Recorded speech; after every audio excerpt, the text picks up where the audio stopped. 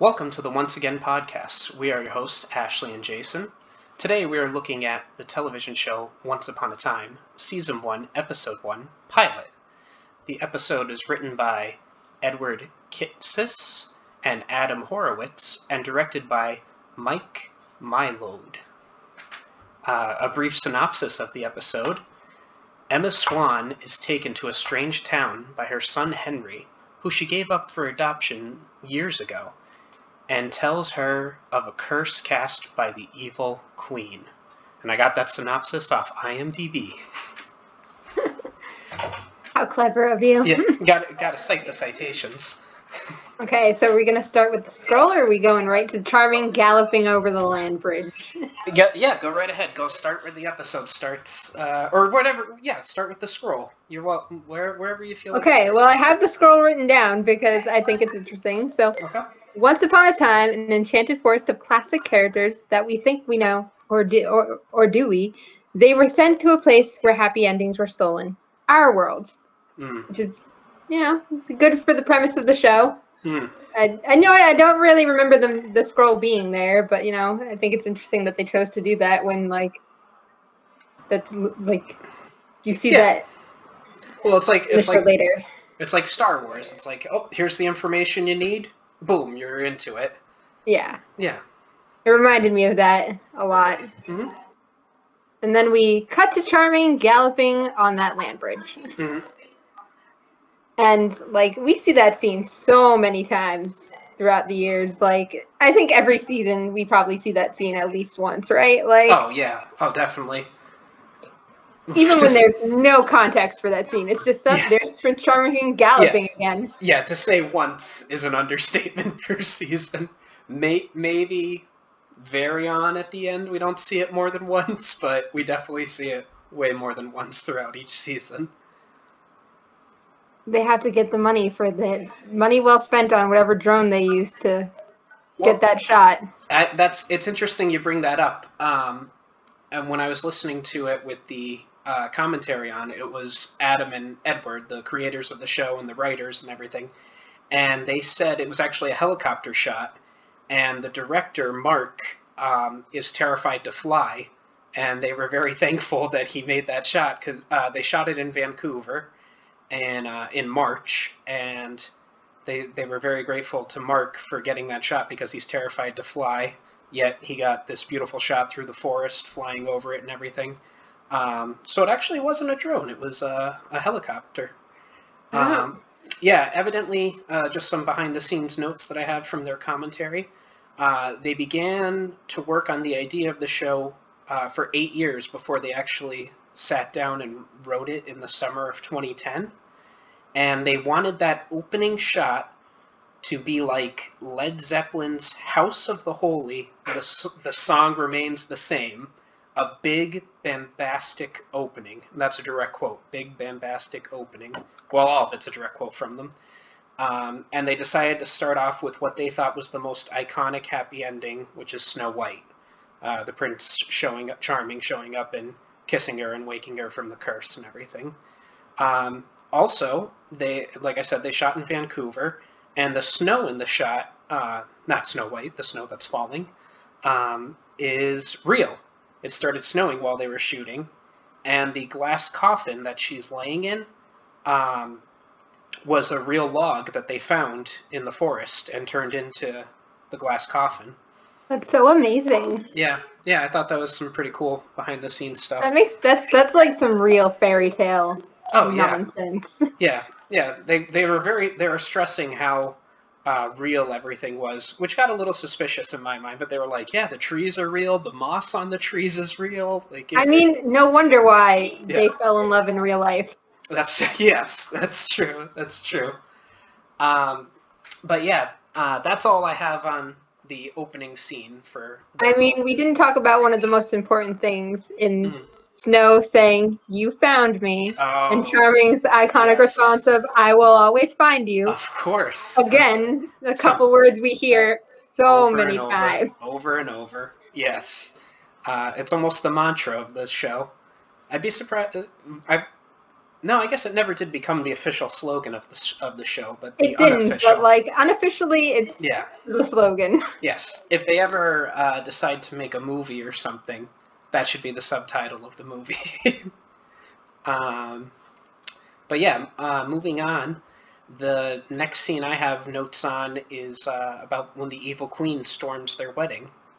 Yes. Yes. Shows up to ruin their day. Oh yeah. They said, Adam and Edward said, they wanted to imagine how horrible it would be being the evil queen and living in this world where everyone else gets happy endings except for you. And that her anger and everything comes from a place of pain, not a place of evil. And I think, that's displayed throughout the series with Regina. I mean, I think even later on in the series, when we get more villains down the line, they definitely echo that same sentiment of they don't have happy endings, and that's what they're looking for. Most definitely. Most definitely. Would you like to move on to the next scene, or do you have anything else? I was going to say that the cinematics for the scene are kind of dope, just from like, Regina kind of floating down the aisle, and the whole Charming throwing the sword at her and she disappears, which again is just another thing we see pretty consistently throughout the series. Yeah, and I mean, we're looking at the wedding scene in particular. And for television in 2011, not only are the costumes spectacular, but the special effects.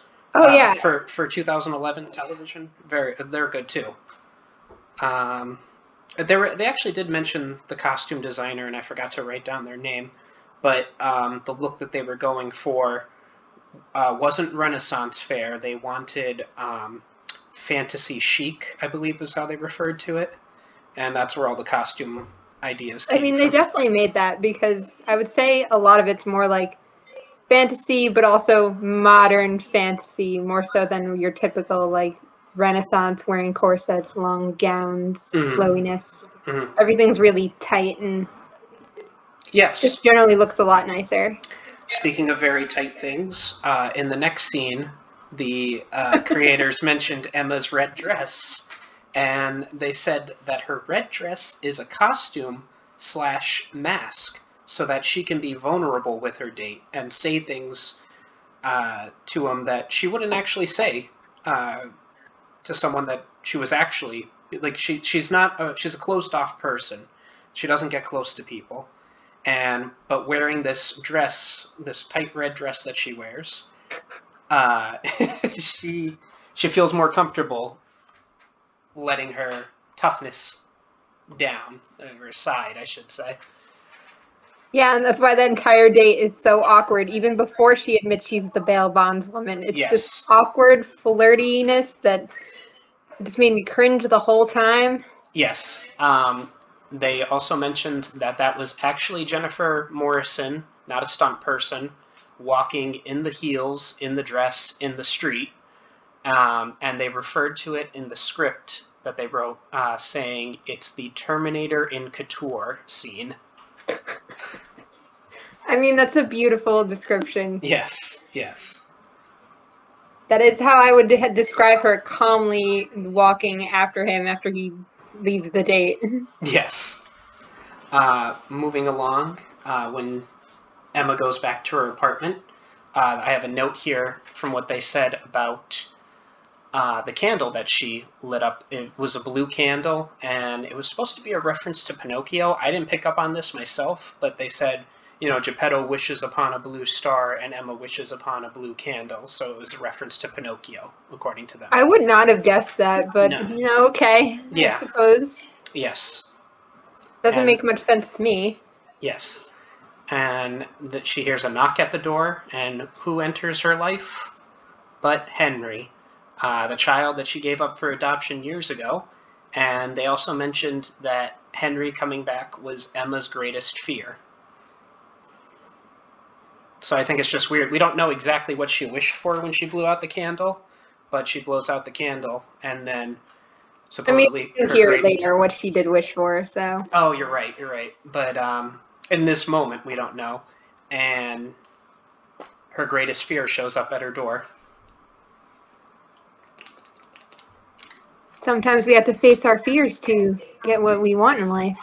This is true. So, anything else you'd like to say about this scene, or moving right along? No, I mean, it's a pretty straightforward scene. Okay. So now we're back in the Enchanted Forest. The behind the scenes, they mentioned they wanted this conversation between Snow and Charming to feel like a real couple having a real conversation, that they had discussed the curse before and had made all the same points to each other and were arguing the same points. I mean, I could see it. Yeah. I mean, again, this is where they bring up the she poisoned her because she thought that the queen poisoned her with an apple because she thought she was prettier than her, which we know isn't really the case. No. And I suspect that's only put in for us, the viewer, watching this for the first time, being like, you know, reaching our expectations, because the show is definitely not trying to subvert your expectations at this point. But it's one of those where it's like, I don't know, it didn't really fit for me. Like, now that you know that that's not really the case. It's a weird thing to say. No, I agree. Anything else to say about this? No. Okay. So the next scene I have notes on are the introduction to Rumple. Oh, so we're just... Okay, well, I had written, because before that Henry and Emma are driving to Storybrooke, Maine, and we're introduced to the fact that that's where we're going, is Storybrooke, Maine. And she does ask about the book. And this is when he says that it really all happened. And, he says that he's not lying. She should know, because telling people's lives is her superpower. That's right. It's something that comes up a decent amount. So, just to bring that up now. Yeah, the only thing that they mentioned about that scene was just about child labor laws, and that they had to shoot it with a certain amount of time with Jared, the kid who plays Henry. And some of the shots of the two of them looking back and forth at each other were just reaction shots of them having a real conversation. They didn't know that the cameras were rolling, and that they just had natural chemistry together, so they used some of the shots of them looking back and forth at each other from their real conversation when they didn't know the cameras were rolling. So I didn't have anything to say about that. Oh, that's cute, though. Yeah. So my next part is the introduction. The Rumple, yeah.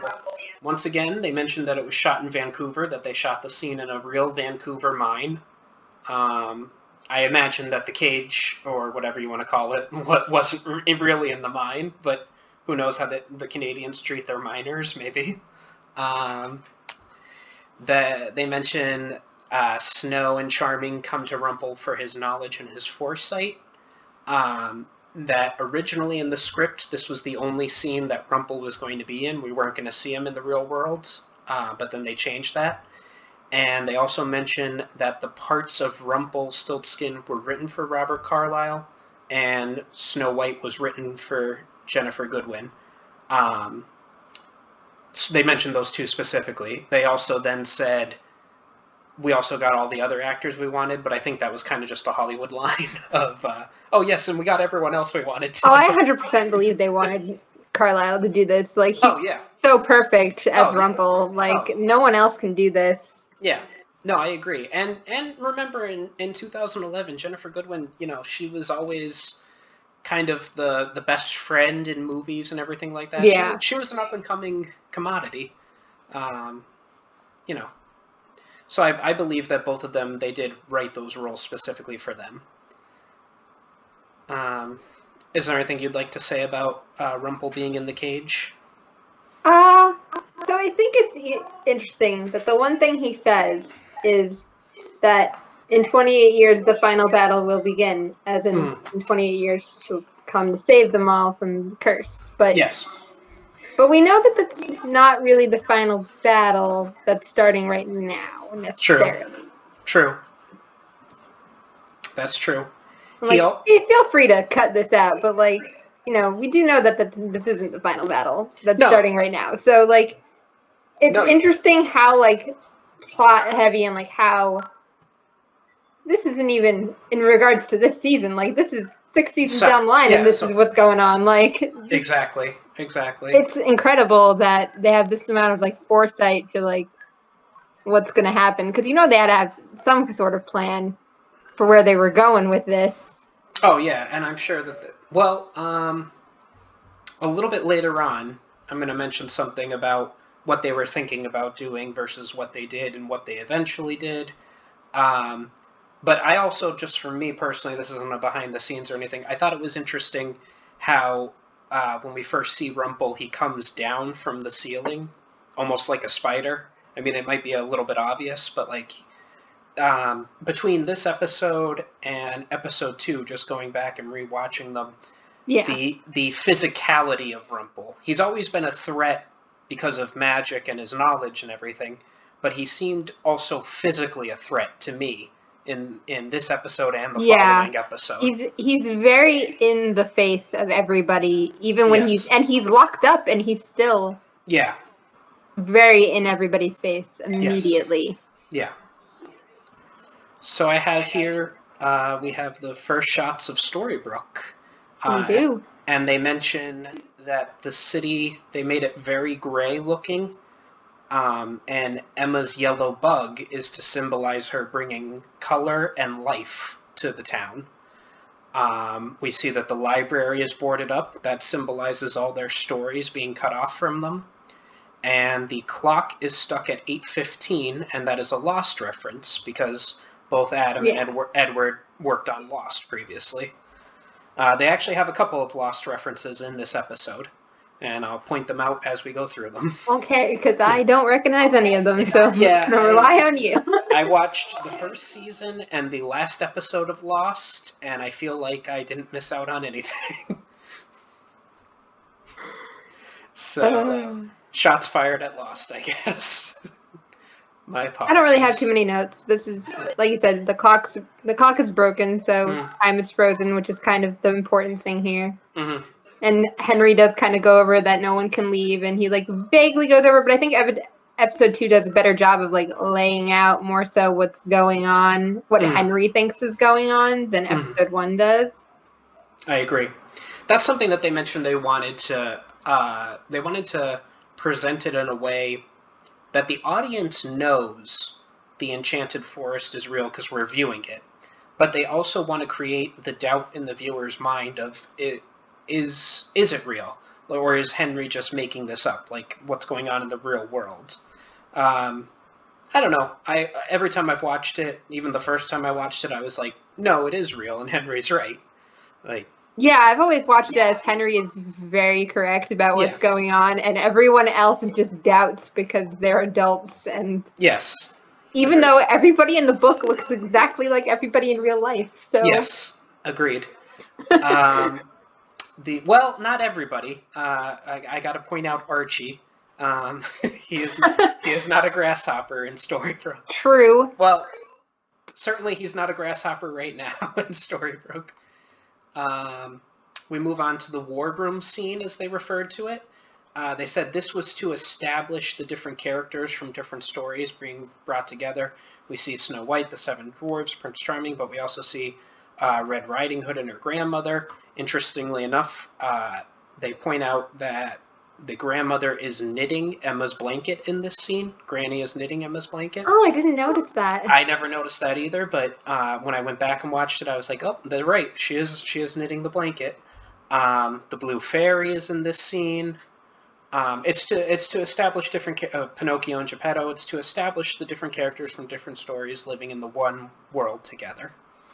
The Blue Fairy is such a good character, though, for like, wow, we're getting all these special effects and stuff, because, you don't expect that from a TV show, especially, like you said, in like 2011. It's not really what you're expecting. For a TV show in 2011 on, what I want to say, not public television, but ABC, a broadcast television, they really did a nice job.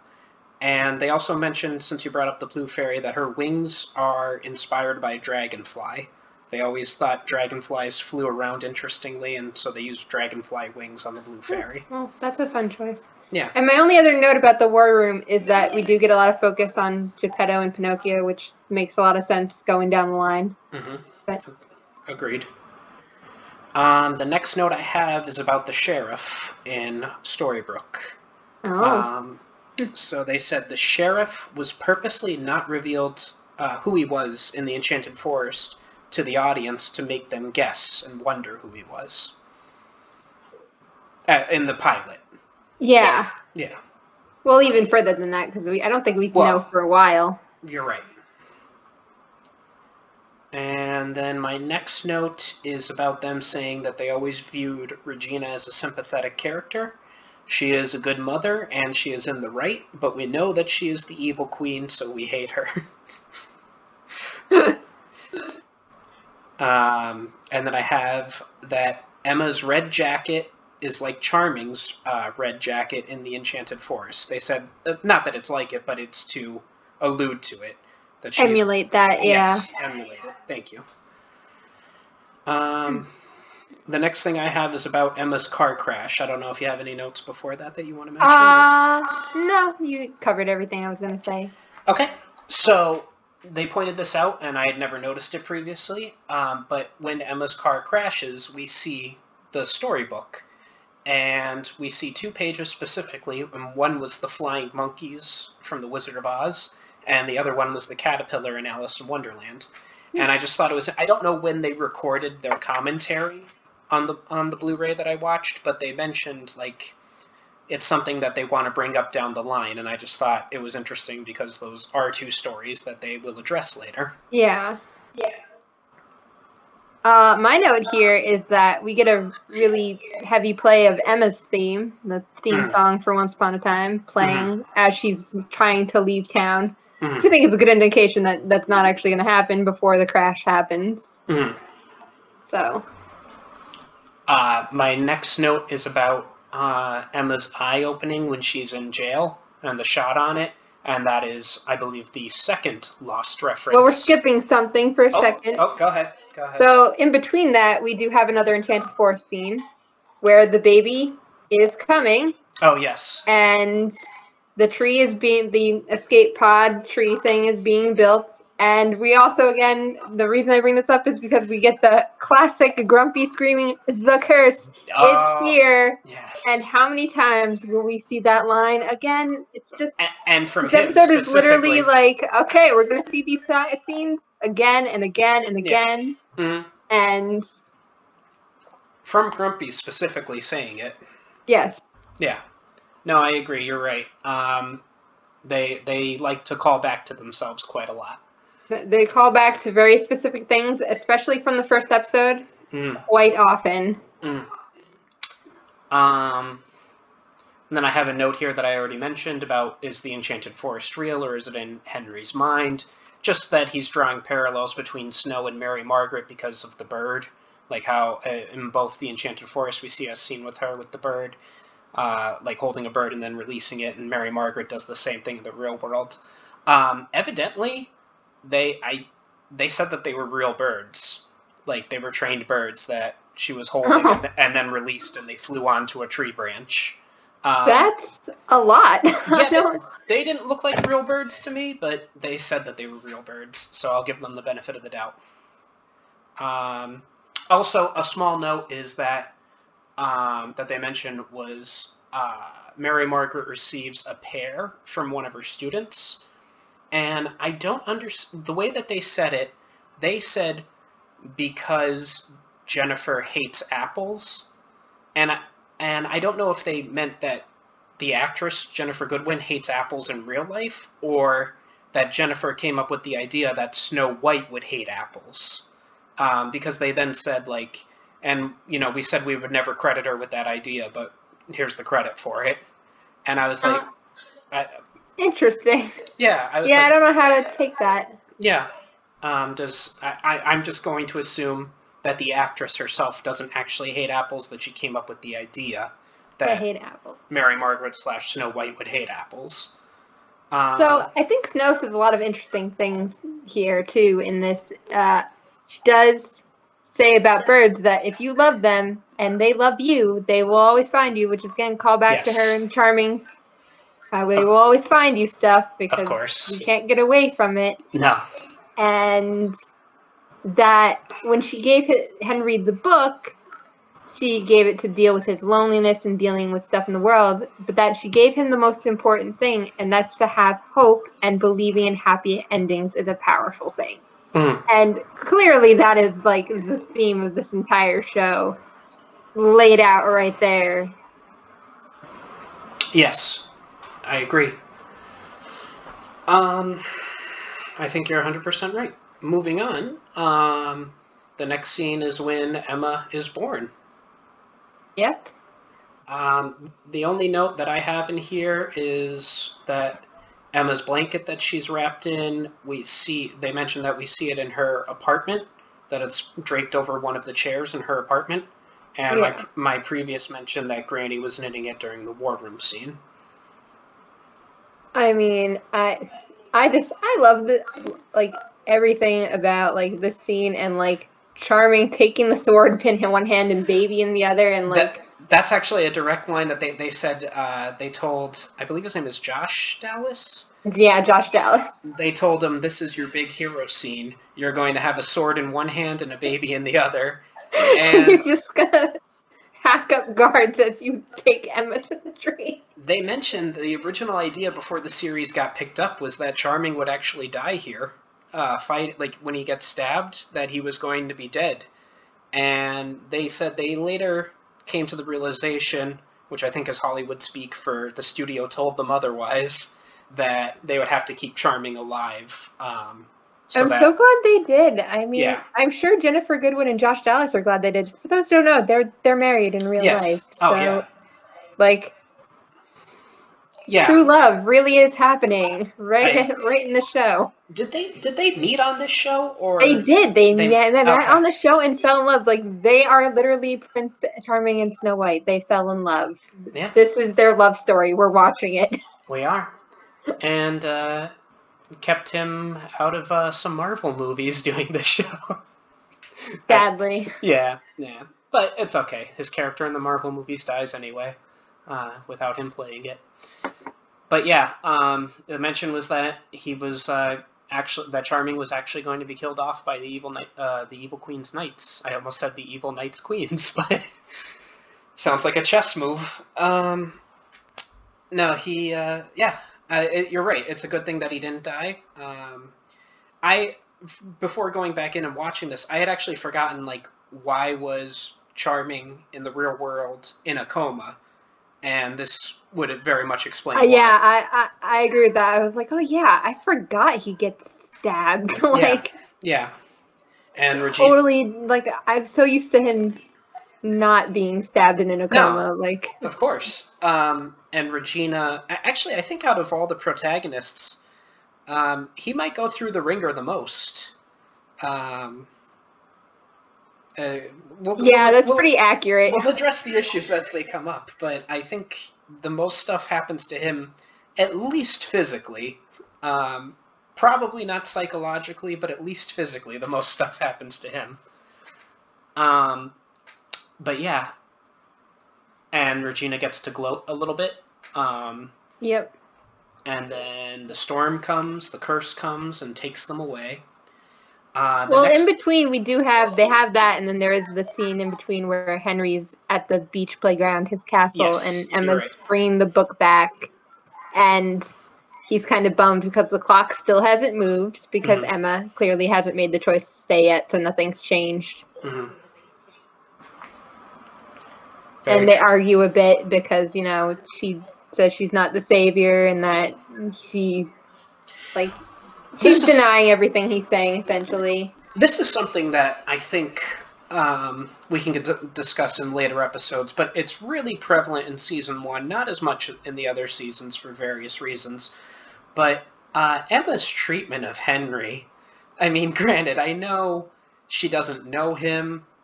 I know she has her own issues and everything, but really in Episode 2, there's some stuff going on that I'm like, wow, Emma, that's not cool to do to a kid. Yeah, she says things. She keeps him at arm's length, but also kind of like keeps him very close. It's not good. Yeah, it's a specific thing that I want to mention when we get to episode 2, but yeah, we'll save that for later.